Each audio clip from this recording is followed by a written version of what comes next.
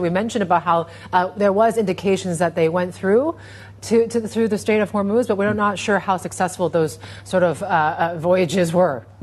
Yeah, I think it was about 22 hours ago, we were tracking this specific story because I think we were just talking about that with Stephen, right? To what would constitute for markets something that would indicate that the strait is open, whether or not they paid fees or what have you.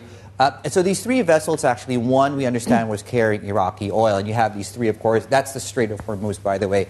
You have the UAE here, and of course, the other indication would be whether or not we see a non-Chinese UAE vessel, for example, also cross would be another good indication of that. So far, what they've done is they've come up all the way up until the strait, but they have not transverted through as well in as far as the three goes. Okay, so in fact, I think we have another version of this, which actually shows you the map. So we have the three, this is the UAE, and there they are. There's the strait, and they are still, as you can see, where they were effectively this time yesterday. And this is data, by the way, that as of the last hour and a half. So it's fairly updated, and of course, suffice to say, we'll be keeping a very close eye on these three ships, three vessels. Costco, I think, is one of the vessels that operates one of these lines. Too. Yeah, we'll continue to track it. Yeah. It seems like we got a tracker for that. If we see any movement.